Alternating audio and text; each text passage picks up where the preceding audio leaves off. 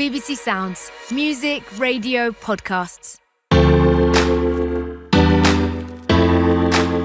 Well, hello again. Welcome to our second Irish League Behaviour podcast. This week, we've rounded up Liam and Darren Fullerton from the Mirror, and we're back on the road. This week, not at Ballymena, but at Coleraine, and we're at Coleraine University, the old pavilion, Liam. And the Coleraine lads have been training tonight. We're going to hear from some of them. Yeah. Bring back memories of your glorious career that you keep telling me about that apparently you had. I should, of course, warn our listeners at this stage. Liam is with us again, so apologies in advance, perhaps, for any language that may cause offence. Stephen Douglas is with us this week as well. Summers is bound to make a bollock summer. And of course, you can subscribe and listen to Irish League Behaviour on the BBC Sounds app. Have you actually, before we talk about your glorious career, Liam, and shouldn't last long, have you listened to last week's podcast as yet? No. Right. Because I'm crap, as you know, at podcasts, and I've tried every channel on our television in Ballymoney, and I cannot get it. I have adjusted the satellite dish, I've waved the bin lid, I've done everything, and I can't get it, Joe. So you haven't downloaded the BBC Sounds app to your phone? No. Well, you're but going to my have children to. are calling to see me soon, so they're going to try and sort me out. Okay. Tell them to bring a TV. Tell me to bring you a TV. After they got it edited, I have heard it's pretty good. Okay. And Darren, your wife listened to the podcast. She came to me, she said, "Do you know what my favourite part of the podcast was?" I said, "Easy one, your husband." She says, "No, Liam marking his T out of 10. So she wants you to do that again this week. Well, we'll leave just it to when the we're end. on the subject, this is my third cup since we arrived, because the boys had a fairly heavy session out there. In fact, Stephen Douglas just crawled past the door there about 2 minutes ago, and he's not even training, so we'll see why that happened. But that's my third cup tonight, made by the lovely Alison here at the university, and that's an 8 out of 10. That's what I call a builder's brew. Okay. For a Ballymoney cuppa. So that's an improvement on your 5 out of 10 last week? That was awful, the one at the Right. Kilcorm. We'll not dwell on that. Okay. Well, as we mentioned, Stephen Douglas is here, the evergreen Stephen Douglas, who's now 53, 54? 51. 51. 51. Get it right. The skipper's here, the goal-scoring skipper, we should say now, Stephen O'Donnell, after that header. That's a nice change, isn't it? Magnificent. And Aaron Traynor on his way back from injury. Yeah. And Again? What do you mean? It's my first injury. Yeah, I've been just speaking to Liam, about 9 months in the rehab. You're talking probably about 3 or 4 weeks away, probably from first team action. Not after your performance tonight. Are you a good watcher, Aaron, or is it just impossible for you to try and... I'll answer that. No, he's the worst watcher ever. He's the most critical and worst watcher ever. Just slate boys, you know. That's why you get yourself back 100%. in. So, I mean, there's no point being Mr. Nice Guy. He's not coming back to play left back. He's come back to play I up agree, front, Aaron. apparently. I think, to be honest, with all due respect to the players who came in, I think that was a major blow to Coleraine when they lost you and we London, the two recognised fullbacks, and that's no disrespect to the fellas who come in, but they had to juggle it about. They never looked as good. I thought that defence looked very solid when you boys were part of it, and then to lose him with a metatarsal and to lose you with a knee injury, I thought it cost, and that's why I felt a bit for Rodney McAree, the previous manager, as well, because the team was it was cut short, and there was quite a few of the most important players missing.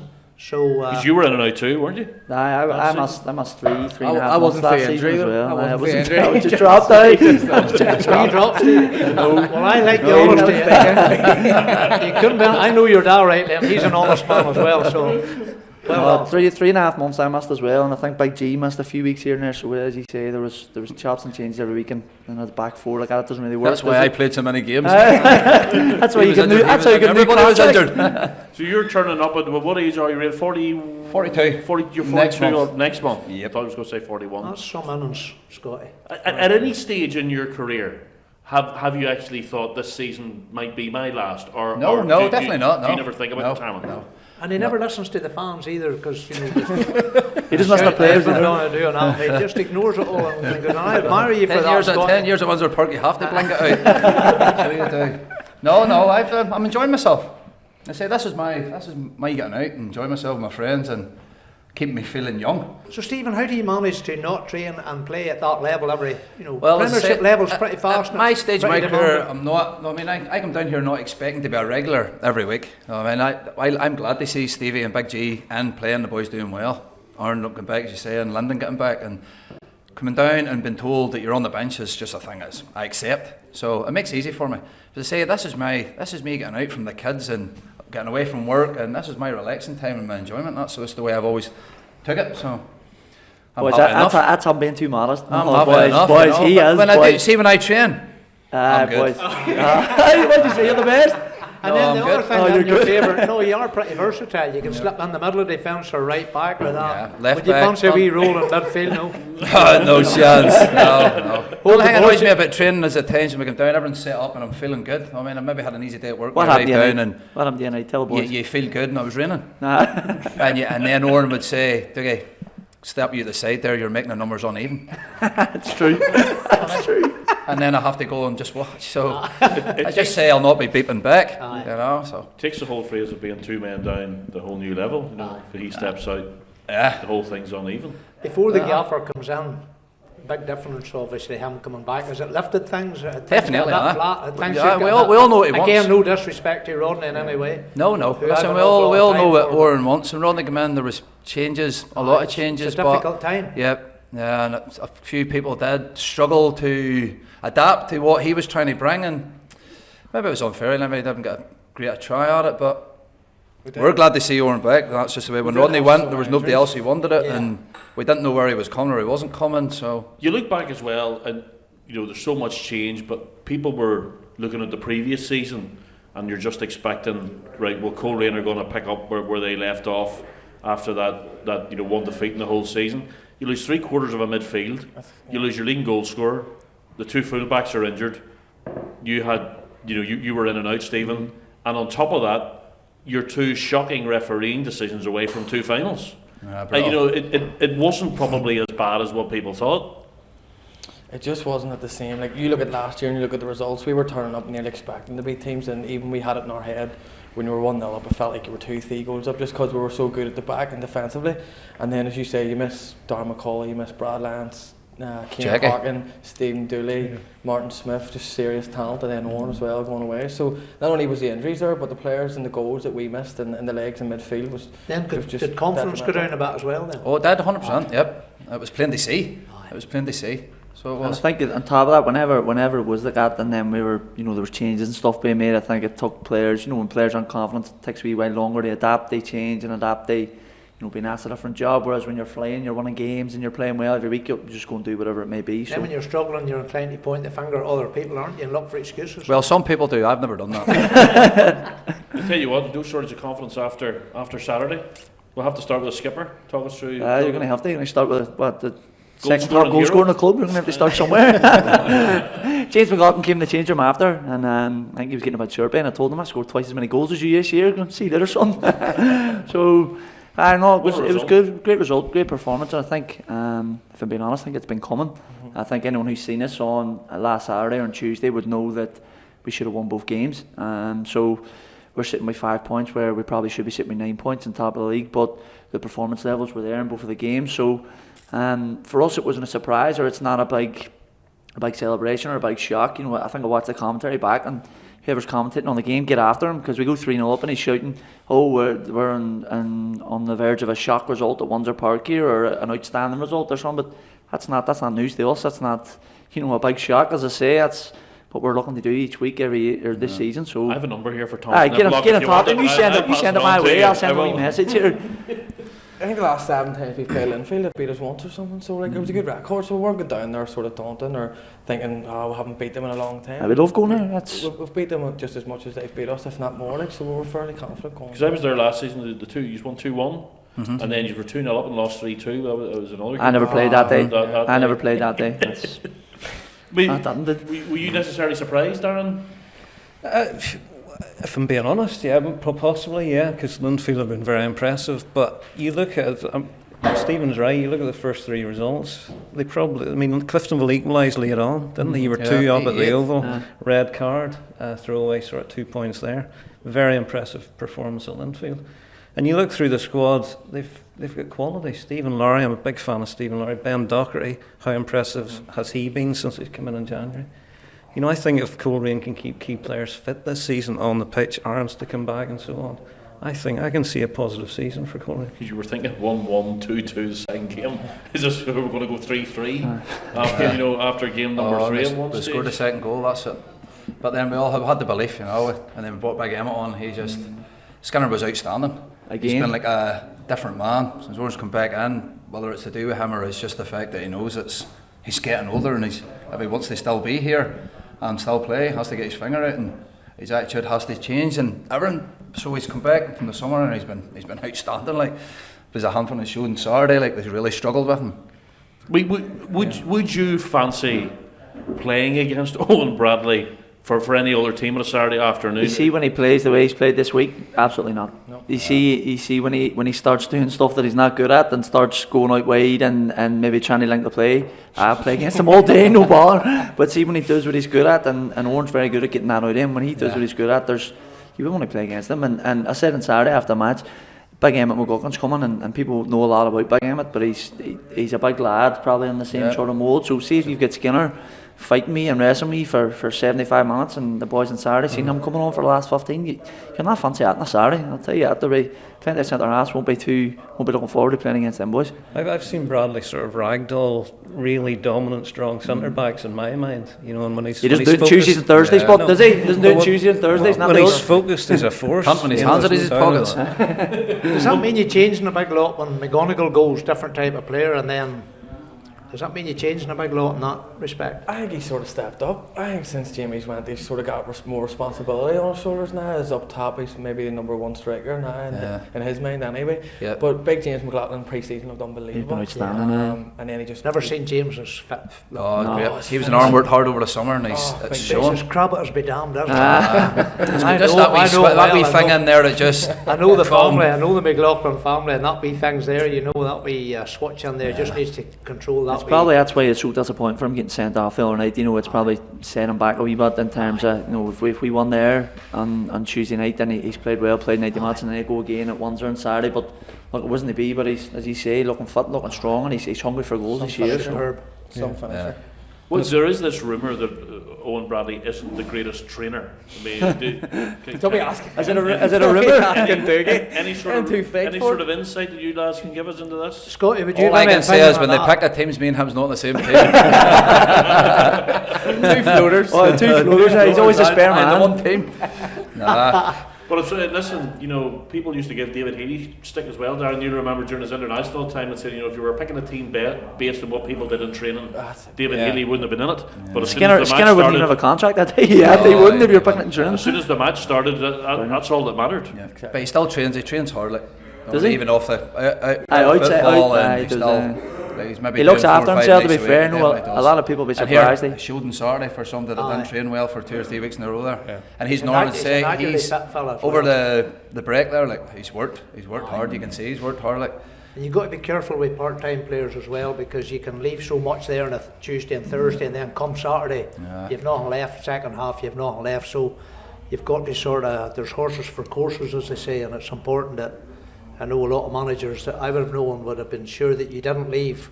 You're only honed to perfection like a boxer, and then when the fight comes, you're ready for it. So I can appreciate the way they treat him differently, and perhaps. I think that's probably one of the things Owen's really good at. He's really good at managing different players for different and all the boys. None of us. There's no animosity to Dougie stepping out or Skinner stepping out here and there and doing, because we all know that when Saturday comes, the two boys turn up and play well. Seen the scales going on there the night early on to be weighed, and seen you being up down Scottish. How did you weigh in all right? Perfecto. Yeah. Big girl looks after me at home. You can eat like a horse from here home. That's it. You can get into the crisp and all there on the way up in the van. 13 on the bottom, never move. Does any of the players have a major problem with it? There's one there, see Mercedes. Aren't you? That boy here, he's pieces every day of the week. 13. Do you think that's anything wrong with 11 something? You're supposed to be on both legs. Or both biceps. You always give me stick for eating pizza. I don't know what. How often are you weighed? Once a week? Once a month. Actually, a couple of days ago not to eat anything, and then you'll be fine. We had to take the plug out of the vending machines just in case you were tempted. Don't we get them in the background? Scott has been scanning that Christmas there from the night. No supper on the way down. Are you, Aaron, being almost being held back now like a horse? Are you just busting to get back in? A wee bit like McKellar sort of ran me in. I'm looking to train. I want to test myself to see if I'm ready, but at the same time I don't want it to go too gun-ho. But I come back there a wee bit early and we were doing sprints and hamstring and stuff, giving me a wee bit of bother. So just again, he tested me last Top Thursday. heavy. Tested me last Thursday. Just right leg, left leg, and everything seems to be bang on the money. Like, so he let me go tonight, first time training back. Brutal, like, to be honest, all over the place. But like he said, all mattered on a Saturday. So my target's probably about 3 to 4 weeks for first team football. But whether or not I'll be back in. Will you play a reserve game? 100%. Play reserve probably two weeks, and then maybe a couple of games, and straight in the mixer. That moment when you realise that this is a bad one, we're looking at, whatever, 7, 8, 9 months. How difficult was that for you? Well, we played, it was Rodney's third game. We played Linfield on the Saturday, drew 0 each. Ballymena, Skinner got sent off. We come back, or 2 each at one. Who scored that day? Alright, 2 each that day. We come back with 10 men. We were brilliant in the second half, and then went to play Glenavon on the Saturday. So 3 hard games back to back, and 3-1 down or something in the second half. And I just, whatever way I twisted, felt the knee go, and I played on just through stupidity. Played on and finished the game.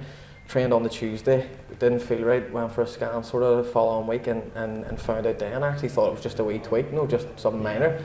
And then he told me that was it was your cruciate and you're out for about 10 months. And it was hard to take, but I couldn't do anything about it. Like, just had to get stuck in and get the surgery a couple of weeks later and just crack on. We spoke at the league launch as well. I mean, do you appreciate football more when you're sitting there and dying to play and would love to be able to go training on a bad night and would love to get back involved again? Do you have an appreciation for almost how much you would miss it if you couldn't have your time of training in the dressing room? You were looking over the winter when I was sort of injured. Obviously rainy nights and stuff, it wasn't a bad thing. Then again, being injured sitting in the house. But once it started sort of creeping towards this season, where I started feeling I was getting back to sort of running, getting back to being fit, and Oran coming in and new players coming in, there just seemed to be a wee bit of a buzz, a wee bit of a lift just during the summer. It was a fresh start, and then we played Clinville, big games straight away, and we should have won. Then it was Glentoran, Linfield, and it was just the big games that they were the ones that were sort of itching me. You don't get many games away to Windsor Park, do you know what I mean, during the season. They're the games you want to play in, and it was frustrating, but listen, there's only a few weeks to go, and I'll be back in, so that's all I'm looking for. Are you training here on 3G or grass? 3G. Yeah, you like it alright? It's good simple. See, to be fair, it suits the boys' style of I was play. going to say, with the injury coming back from that there, would that be okay, 3G? It seems to be alright. I've never had a problem playing on 3G. I've never got injuries before. It was just the cruciate went on a grass pitch. So 3G, I know what you're like with the twisting and turning, but well, it you know what seems Sammy Klingen's like, and Sammy's had knee problems, and he just detests the synthetic surfaces. So I was wondering if they would. Sammy Klingham's older than me. No, I was just wondering if they would maybe make you run on grass for a while, or no? No choice. No. The one I am on, sure, we play on 3G pitches like the Clinville and the likes of Longhill and stuff. So you're going to have to just test yourself regardless. So. But sure, the Rezzies be playing here at home. Don't you be worrying about that? The skipper, we're going to have to let him go soon because he's to get back home. Have they not got you a helicopter to get you beyond Ballykelly back and forward these days? Not to get past Ballykelly. No, I'm up and down this road 3 times a week. No one cares. Must have put a bit of extra time in your journey. So trying to get through there. Well, we have to go up and down the back roads. You know what I mean? It's not too good in the car, but sure, what do you do?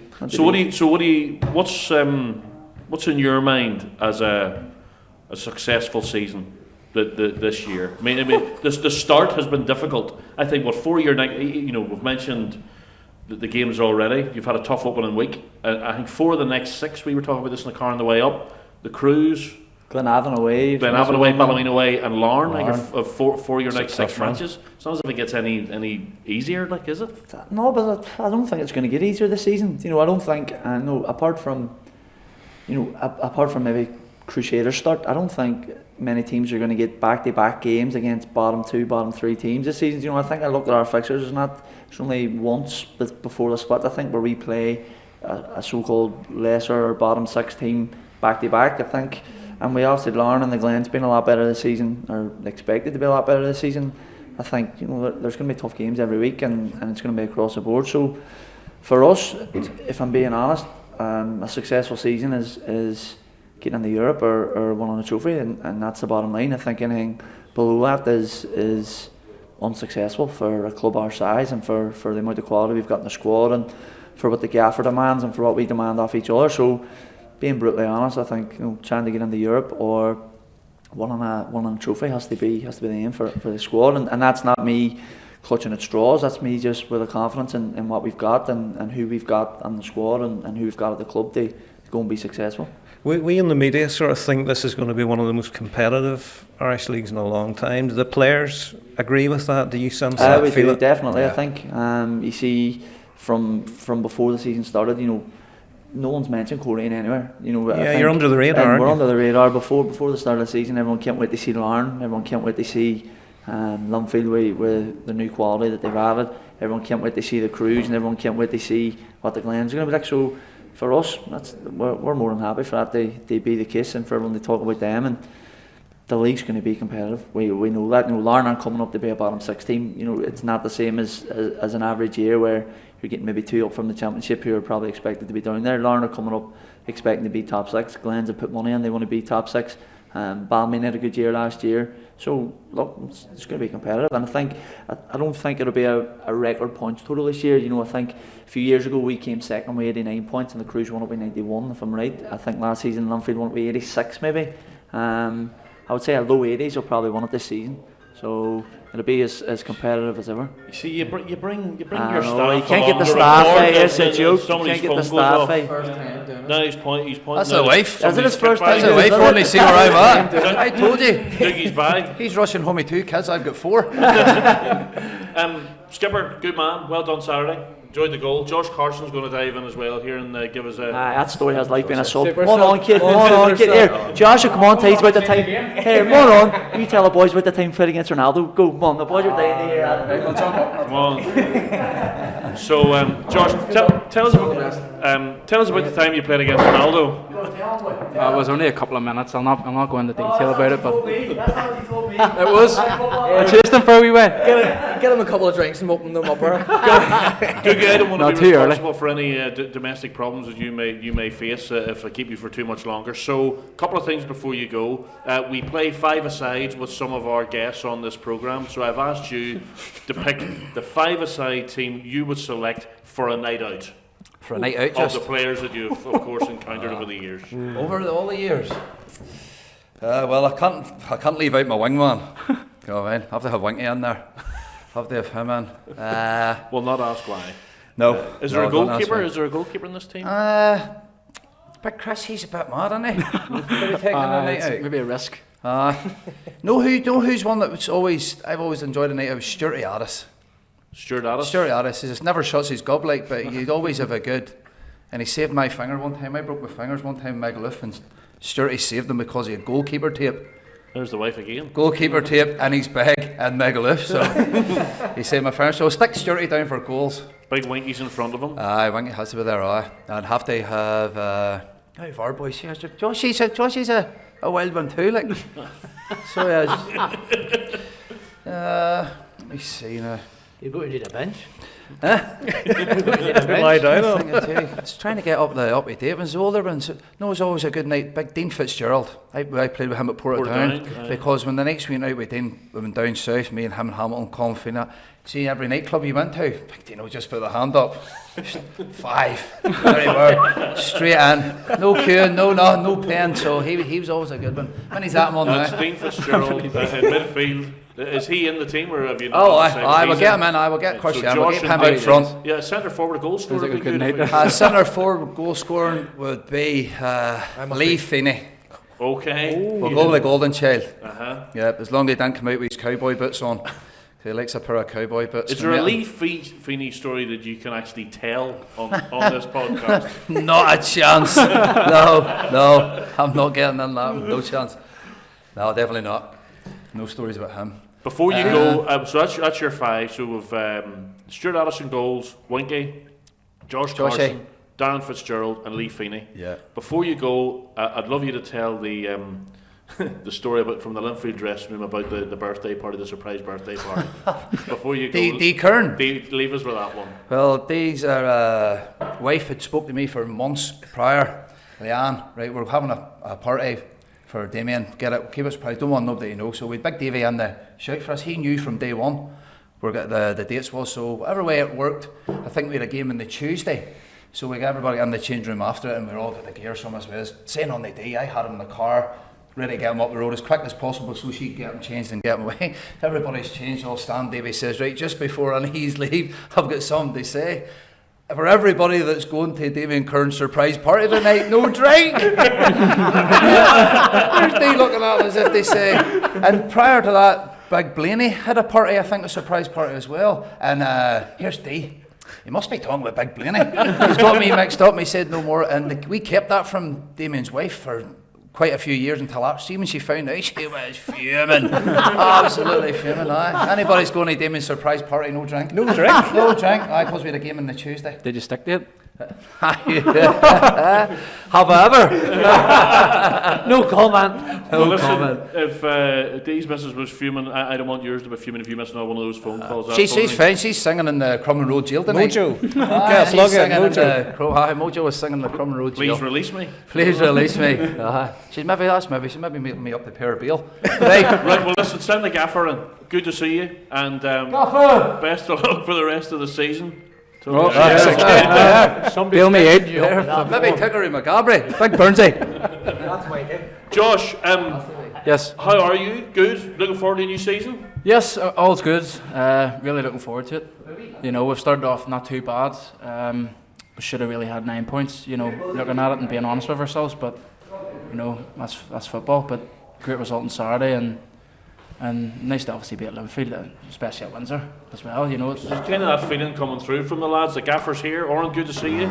Is it? It's just something about going to play in a big game at Windsor Park still, even though you were there for a while yourself. yeah, definitely. But I don't think we feared. We sort of relish it. You know, going to Windsor Park, going to Seaview, going to the Ballymena Showgrounds. We relish them type of games, and you know, if you look at our record against them, I think it's. We're unbeaten in the last 7 games or something against Linfield, so we don't scare them, or we're not scared of them, and we go there and relish it, and hopefully we can get 3 points every time we go. Like, you know, it'd be nice. I'm imagining these two, Darren, and you know, like a sort of episode of Car Share, you know, up and down the road all the time. Is that Josh and is that Darren. fair? Which one's Peter Kay? We actually, obviously we travel up together, and every time we go away, and whether it be Europe or we go away for anything abroad, even end of season trips, for some reason we're always stuck to each other, aren't we? Always stuck to each other. I don't know what it is. So how do those friendships develop? Like, is it by accident or it just happens? Did you know each other before you both arrived here at any stage? No? Forced. We had to forced to meet each other because we're travelling up the road together. Now we've been travelling up the road, 2 years now together? Now, yeah. And then just from there, so you spend more time, sort of 3 days a week, do you know what I mean? We're with each other, and then obviously talk to each other outside football as well. We'd be good mates, and it's a bromance. It's what it's about, isn't it? I think it's no secret why the real stories have dried up, Joel, because the gaffer has arrived. Keep it low key, keep it low key. Oren, good to be back, son. Yeah, it is. It's different. It's obviously it's been a crazy couple of months and everything else, but I think football, like life, doesn't stop for anybody. So you hammer on, and it's been good coming back, I suppose, to Coleraine, because it's not like starting afresh. There's so many of the routines and the people and all the small things that you need to know to make a club function that you know already. So that part of it has made it probably a very quick transition, if you know what I mean. And yeah, just I think, particularly with the real thing starting this week, it's been nice to get into the real stuff. I interviewed you a couple of weeks back, and you sort of said the first week coming home after the whole hubbub about the St Mirren thing and so on, that was difficult. Was it a tough process? Yeah, it was probably one of them. Like, I've had 4, like Orange going through a cruciate at the minute. I've had 2 cruciates and 2 hip operations, which were all tough going. And I have to say that month of June for me was as tough a month as I've had. And probably the aftermath of it, the 10 days to 2 weeks afterwards, probably in between times, was quite tough. And at that stage, to be honest, I probably wasn't looking at getting back into football to maybe around Christmas time or something, was my thoughts. And then it's like anything, things in your mind, you start overthinking things, and it can go from bad to worse. And I actually said to myself, Lauren probably just said very quickly, you need to get out of the house and get doing something again, because honestly it could fester and it could start Were to... you down, Oren? Were you yeah, down? it was. I don't mind saying it. You Yeah, told me, I don't mind saying it, yeah. and you know, I think The way it all ended. yeah, everybody talks about, you know, mental health and everything else that goes with it, and I'm happy to say, not happy to say, but I'm okay to say that in that week, it was, in that couple of weeks afterwards, was tough going, because all of a sudden, for the first time probably in my career as a player and a manager, I was out of the game, and probably with everything that happened over there, and probably a bit of bad feeling and the what ifs and all that goes with it. It wasn't the easiest time, and to be honest, that's why it happened so quickly. I said I've got to go and do it. I've got to just throw myself back into something again to nearly. And then everybody at home was thinking, the Coleraine job was being held, you were being lined up, and it was all a matter of form. I know, and probably that's everybody on the outside. No, I know, and probably looking back on it now, probably the easiest thing to do at the time. I was so caught up in trying to keep one club afloat, and I'd put so much energy in the 8 or 9 months that I was there to doing that, and it wasn't being disrespectful, but it wasn't even in my mindset to even comment on it at that point in time, because everything was just about trying to stay up, and it's crazy. Probably the first time I ever breathed out over there was probably the 26th of May when we stayed up, and it was the first time I probably relaxed and went, right, we've done this, and to try and kick on, and that's the time probably when it all went wrong. The other thing as well that's interesting is that has it given you a feeling that people talk about you're an Irish League manager. I'm not just talking about you here, I'm talking about other managers who are successful, but you can actually take that and what works at an Irish League club. You're actually a football manager where you can take it into full-time football. Somebody who's a good Irish League manager can be a good manager anywhere. Absolutely. It's the same game over there, the nets are the same size, and the tactics and everything else are the same.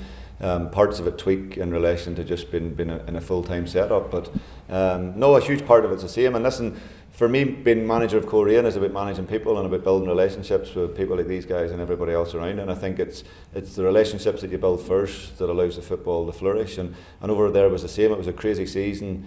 Turnover of something like 20. I walked into a squad of 28 players. There was a turnover of, I got rid of 20 and signed 11 in January, but I was able to build relationships with a lot of those guys, and it came good at the end in relation to doing that. And I think that was the biggest strength and the biggest thing that I saw similar between the both, if you know what I mean.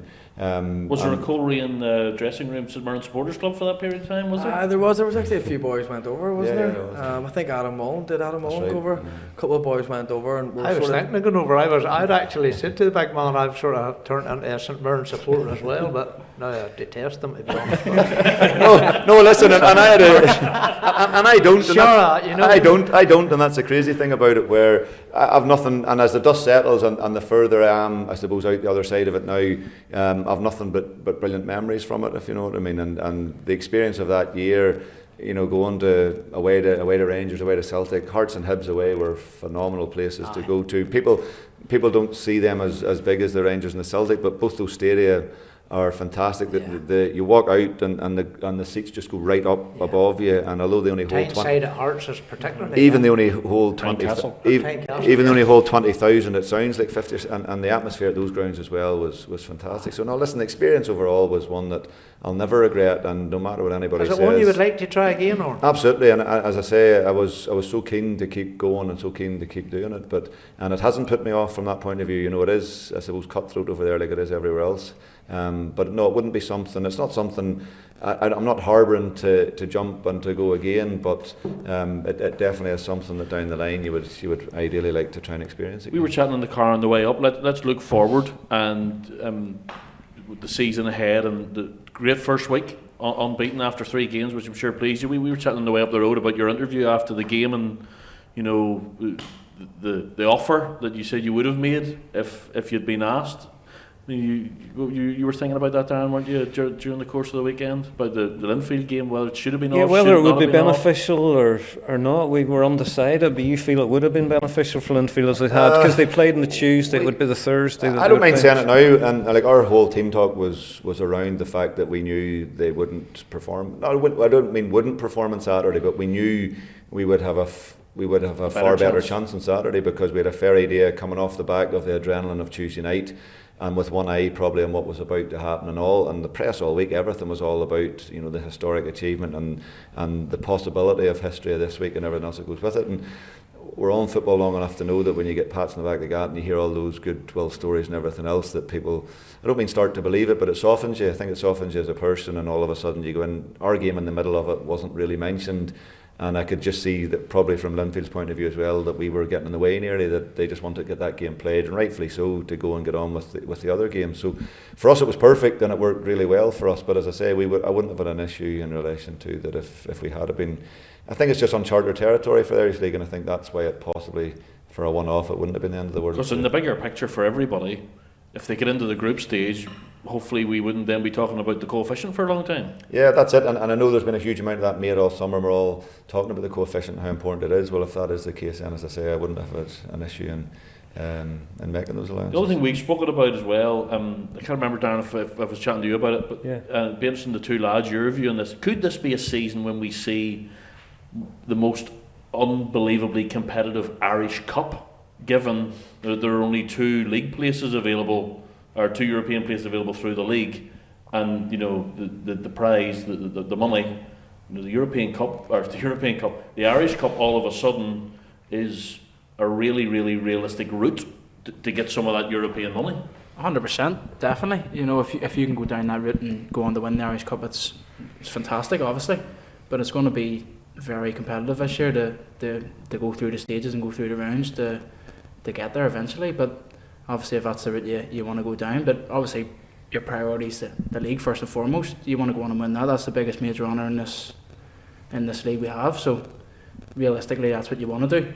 But if not, then you've got to have a cup run, 100%. The point with the Irish Cup is you're 5-6 games away. You win 5-6 matches as opposed to having to maybe win 32, 33 out of 38. Exactly, and when we won the Irish Cup that year, I think we had a few home games as well, and you're maybe playing teams in the Championship or teams lower down, so you've maybe 1 or 2 rounds of that, and then you're sort of getting into the quarter-finals, and obviously if you get through the quarter-finals, you're playing in the big games straight away. We were playing Larne last year, Ballymena. You get that, and you're maybe we played a Championship team in the semi-final, do you know what I mean? So you can't be lucky in the draw. Clinball played Loughgall, was it? And then you get yourself in the final, one big occasion, one big game, and you get into Europe. I was lucky enough when I was here, they won a couple of Irish Cups. And we didn't get to your glorious Coleraine history when we talked about it at the start of the podcast. No, and you just would get there eventually. the Irish Cup, that one of my greatest memories here was we were lucky enough to win a couple, and you're right, Aaron, the fact that we had met a couple of, but there were B division teams back then, en route to the final. But anyway, it was the Cup Winners' Cup then, it wasn't the Europa, it was a competition called the Cup Winners' Cup. Well, we should mention, of course, that you scored in the 77 Cup final. Oh, yes, but we'll talk about that later. A rasper. I could get a bit of footage of that as well. But anyhow, we're away playing Eintracht Frankfurt. You went in those days with it, there was no preliminaries, and you went straight into the competition. And we're playing over in Frankfurt, and they had Holzenbein and Grabowski and some of the players that were in that famous German international team, and along with Beckenbauer and Müller and those boys. So Boris Becker. They were some side, I can tell you.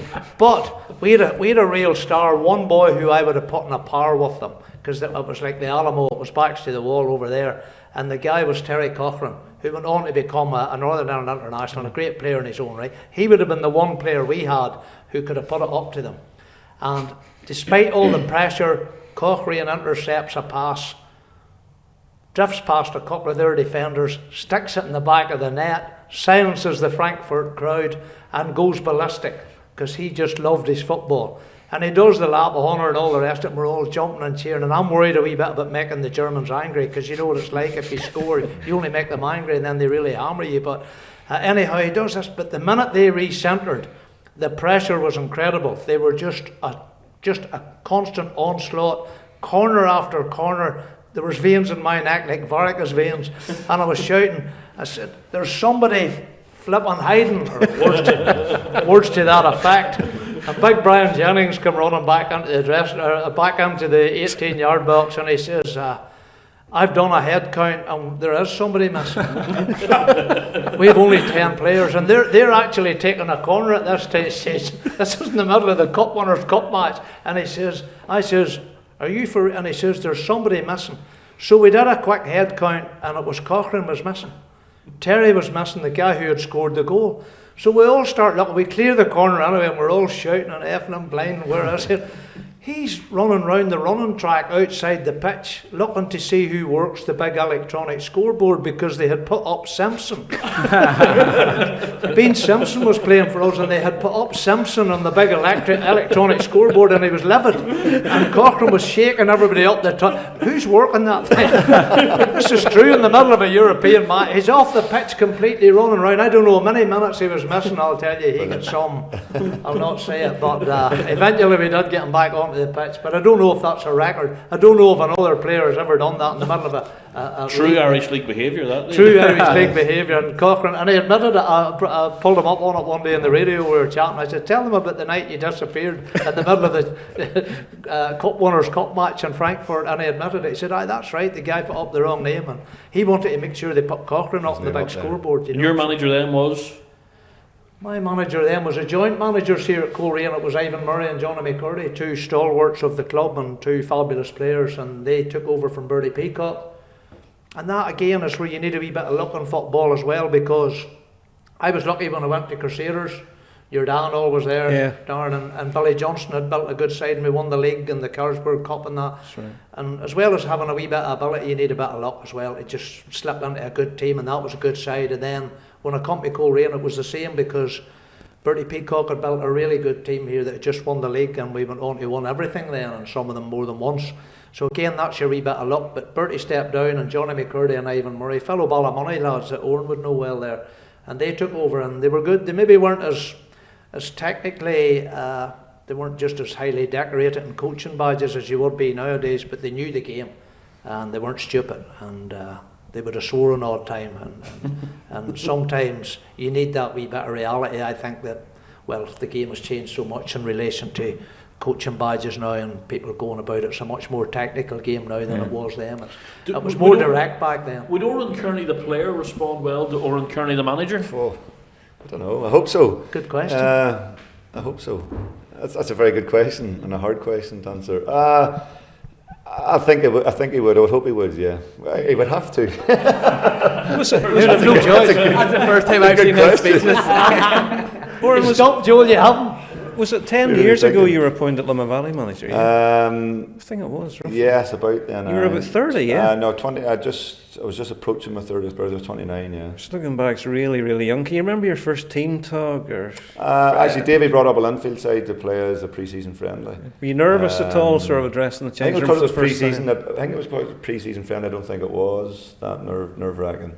But you took to it quite quickly, obviously. I enjoyed it, and Limma Valley is one of those clubs where, and I'm not being disrespectful, but it was a great grounding because you had to do absolutely everything in relation to organise everything, sign players, actually fill the forms out. I don't say you had a secretary, but you literally had to do everything. So it was a brilliant crash course in, I suppose, how to be a manager from that point of view. We built a real good side really quickly, and I think Donegal Celtic pipped us to the championship in that very first year. So was it Tommy Wright you took over from, or was it? I'm not sure. I think he might. Don't think so, no, but can't remember, but don't think so. Do you both know, Josh and Aaron, when it's a good time to approach the gaffer? He's always said to us the door's always open. You know, you can approach him at any time. Obviously, if you get beat on a Saturday, it's maybe not the best time. I remember him. He has always said that. I remember him going into management. You remember Oran? Remember he knocked come to my door one night in Ballymoney, and that was the big man himself, and the injuries were starting to catch him up, and sat down on my sun lounge out the back. That's right. That's what we call a sun lounge.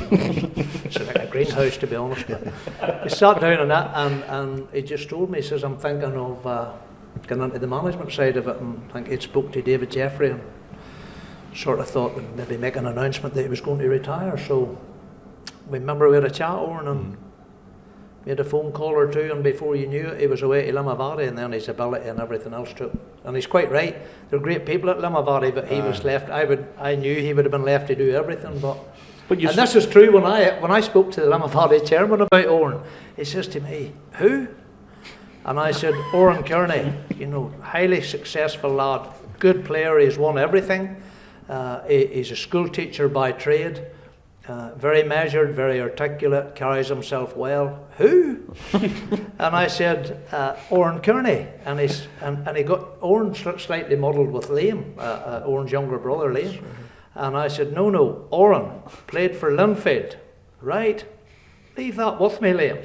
And I think Tommy Wright had left to go. I think it was him. Maybe I'm wrong, and then the rest was history. And the big man went up and met them, and the job was his, and away they went. And then sure, the rest was history. Time flies when you're doing these podcasts. We play five-a-sides with some of our guests on. I did give you a bit of a heads up what I was going to ask you. So, over all those years of playing, Ballymena United obviously and at Linfield, some great players. So did I ask you players against? So I wouldn't put you in the spot of players that you played with? No, I think it was players played with. Players played with. I'll really put you on the spot then, really in case any of them are listening. So you have a five-a-side team. I don't know, that 250 grand or whatever it is for European money relies on the result of this one game. Who are the 5 players that you're going to put out there of those legends that you played with over the years? I'm under pressure with a couple, you see, because there's a few that... well, the goalkeeper will be easy for me. Alan Manus was a goalkeeper at Linfield at that point in time, and I see he saved the penalty the other night up at the Brandywell as well. And Alan was brilliant. From I stepped into Linfield, he was like a full-time goalkeeper, if you know what I mean. He just was so serious about his job, as he saw it, and he trained all the time, and he was just destined for me always to go further and go and play further. And again, just a typical goalkeeper. They're all mad, and he was just mad in his own way, where he was really, really serious, but just ultra serious at times. But then at times we maybe crack a joke or a bit of humour, and you don't know if he's being you're sort of can we laugh? Is it okay to laugh? You know, that type of a but and a big presence of a man as well, and I was a really good goalkeeper and a big foundation probably of the success that we had. So I'd have to say Tino, or Alan as he's known as in those circuits. Defensively, I'm not going to pick myself in this team, is it? I'm picking the 5. Give you an extra Defensively, I'd have to again go for probably Noel Bailey and Winky, and again Winky because he'd beat me up if I don't pick him, and Noel just because Noel was just like everybody says, but to actually witness it and play with him is the most consistent player that I've ever seen. And even as part of my A-level lessons in school, when you talk about warming up and why warm up, I would always use Noel as an example in relation to the absolute opposite of that, because Noel just tore up the rule book in relation to that. And he's probably similar to what Dougie would be like now. Like Dougie's warm-up just isn't a warm-up. And he saves every bit of energy that he has for the game. But however Noel was able to do that, he was just 8 out of 10 every week. I don't think I ever remember him having a poor game, or he maybe made the odd mistake, but he just would have carried on the rest of the game as if he'd never made that mistake. He was just an unbelievable player. And Rolls Royce. Absolutely. And probably, to be fair, Winky just really complimented him in relation to, because Noel was the brains of the operation. I hope Winky not maybe saying that. But with that, in Irish League terms, you also need the brawn to stand in front of that. And I think that's why they were such a partnership. Noel was so cute and game smart in relation to the areas that he took up, and Winky just went and cleared out 90% to 95% of things anyway, and Noel just picked up the pieces. So he'd have swept up Winky's mistakes anyway. He would. He'd plenty. You said that, not me. Had to get him back for early. So a midfielder and a forward, is that what we're going for? Yeah, you're probably looking at a midfielder and a forward. Midfield one's probably harder to pick. I played along with three crackers. Tim Mounsey, Paul McAreevy and Michael Galt, and it's very hard probably to pick between those three. There's 3 very different players, but when you put all those qualities together, it made a hell of a midfield, and it'd be very, very hard to pick between them from that point of view. But you have to.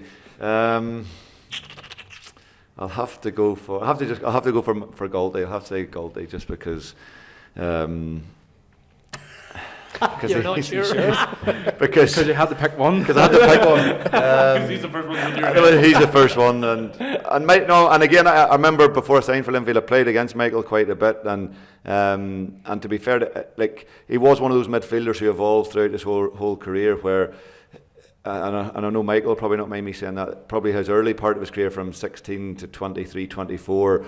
He was, as he was labelled, the white Vieira as such, you know, and he just was that. He just got about the park, and probably a huge part of his game was built on how athletic he was and just the ground that he covered.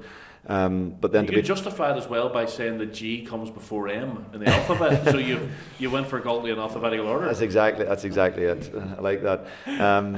But then I think, to be fair to Michael, when he hit the age of 25, 26 then, or even probably before that, and we're playing with good players and in good teams constantly, not just did his athletic nature take over, there was a huge amount of football and prowess that came into that as well, and he was consistently a real top midfielder in the Irish League for a long time.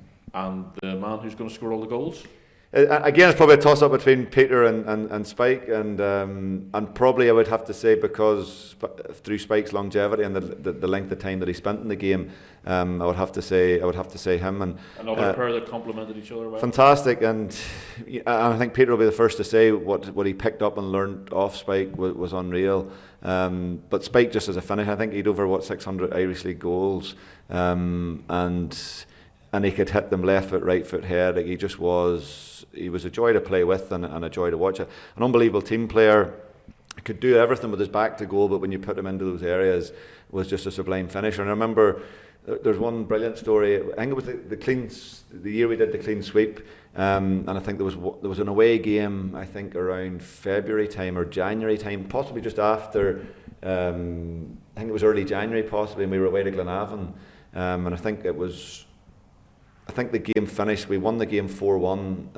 I think we were possibly 2-1 up at half time, but Spike had clashed heads with somebody in the first half. I remember at half time the whole thing being the team talk was going on, and he was getting a bit of treatment and just wasn't feeling 100%.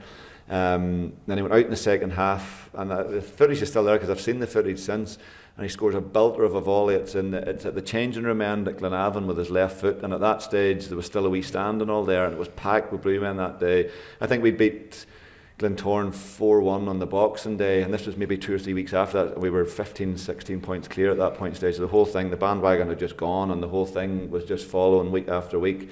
And he put this thing in the roof of the net from about 30 yards with his left foot, and then Davy substituted maybe about 10 minutes later. Somebody else scored late on, and we won the game 4-1.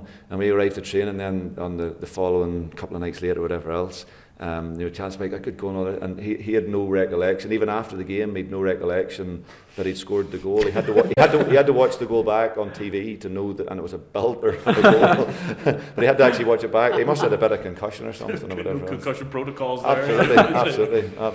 Well, that's a very good five-a-side team, Darren. Do we think? Yeah. I think he's overlooked Paul McAreevy because Paul's in the backroom staff at Ballymena. You can't fool me. I actually spoke to Paul a couple of days ago, so I still got on very well with Paul. He's a character. Before we go very quickly, have you signed Aaron Jarvis yet? Because Darren needs some for the paper in the morning. Have you? No, we haven't. No, listen. Ideally, you like to do your business before things go out there. And yes, he's a player that we've shown an interest in at this point in time. But as I say, for the time being, there's nothing to report. He's looking at me saying that. I didn't ask that. I think I threw you under the bus there. You did. Lads, thanks for having us. First of all, Oren, thank you so much for agreeing to let us come and record the podcast. We're hoping to get around as many of the clubs as possible, or those who'll have us. Aaron, best of luck on the old comeback trail, and it'll be great to see you back in a match day shirt. I'm sure you can't wait for that moment. 100%. Couple of weeks, not right, Oren? That's right. That's for the second, right? I don't you start. And Josh, as we were saying to the skipper before he went, the tough games come thick and fast, and 4 of the next 6 we were mentioned earlier: Crews, Larne, Ballymena, Glenavon. Just taking them in their stride, don't we? You know, no other option at this point. You know, there is realistically no easy games. You still need to go out and perform. You still need to go out and get the 3 points. It's going to be dog eat dog this year, so it's going to be interesting to see who comes out on top. When we had you on the Irish League show, I have to ask this before we go. When you see Northern Ireland playing in Rotterdam later in the year, you'll think about that night in the Amsterdam Arena, will you? 100%. That'll never leave me. Well, what was that? I'll show you the clips of it. That was when I was running after Dion. every week 2 years up in the car. That's when Snyder put one in the bracket. He'll tell you about it, Aaron, on the way down the road. We've got 45 minutes to go here. Do the first 20 minutes tonight on the way down the road, and then the rest as the weeks go on. Good to see you all. Remember, we'll be back next weekend with another Irish League Behaviour podcast, and we're looking forward to lots of big games, Liam. Absolutely, every game now. I think this year's incredible. I think the season with Larne coming up, and no disrespect to the teams that went down, but Lauren coming up and Carrick coming up. We covered the East Antrim Derby We did, there the other yeah. night. What a great crowd at Carrick, and I think it's great for the game. It spices it up, and with some of the clubs going full time. Oran, quickly, would you like that idea? You would, but it's very, very hard to facilitate and hard to do. And in simple terms, money talks, and that the big aspect of it is You need to get to Europe. absolutely not even. I think even more than that. You know, to be able to ask Sustain people it. to step away from jobs and absolutely sustain what they would like to sustain. I think it's a very, very tough. Do you think there's a danger of two leagues developing if that happens? I hope not. I hope not, because No, I so do I think the joy of our league is that it is, Competitive. particularly this year, that it is ultra competitive, and ideally you're hoping that the gap doesn't become too big. And But there is that danger. there is, but again, part of my frustration about when you were across in full-time football, there's a huge amount of it round the sides that's possibly. There's a huge amount of recovery days. There's a huge amount of days when the sports science is telling you can't do this, you can't do that, or whatever else. And when it really came down to it, the only real days I felt we could get our work done was on a Tuesday morning and a Thursday morning. And when you look into it now at this point in time, we work tremendously hard on a Tuesday night and a Thursday night. I know our players are very good at doing their gym work and all the stuff away from that. So in essence, provided we can still hit hard the 2 nights that we need to hit hard, and they look after themselves, which look at these two fine specimens, which they do. Then for us, solid Dodgers. so for me, from that point of view, hopefully we can ideally keep that gap bridged as such by doing that. We have, if I bring the guys down here an extra night, I think they would nearly fall out with me, because they do have their gym work and everything else that they want to be getting on with, and there's only so many sessions of football you can do in a week. A big part of it now is the strength and conditioning, which can be done in Belfast or wherever the lads are, if you know what I mean. So it's that trust aspect, which I'm glad to say we've a lot of good guys in our changing room who do that and get on with that, and that's ideally how we hope to be able to bridge the gap for the time being. Okay. Very quickly, Darren, Crusaders Lauren for me and Sally, where you? That's where I'm headed as well, yeah. I've been very impressed with Crusaders so far. From what I've seen, I think they look like a machine again. I think Chris Taggart has really strengthened them. I like their midfield three. You were the North Belfast Derby? I was kind of disappointed with Cliftonville, but really impressed with Crusaders, and it'll be interesting to see if Lauren can bounce back from their defeat to Ballymena when they go there on Saturday. Okay, Darren Fullerton from the Mirror, Liam Beckett from the Toon, and all of our guests from the bandsiders, those who are still here with us and those who have departed, big thanks to them all. Remember to not just listen to the Irish League Behaviour app, but also subscribe via the BBC Sounds app, and hopefully you'll be able to join us for the rest of the season. And maybe Oran will call up at my house and help me to find it. Maybe you'll get to listen to this week's podcast. See what the Wi-Fi's like. At high Wi-Fi. Pay as you go I Wi-Fi. can't even get the Wi-Fi, never mind the Wi-Fi. He's only Me on my Wi-Fi.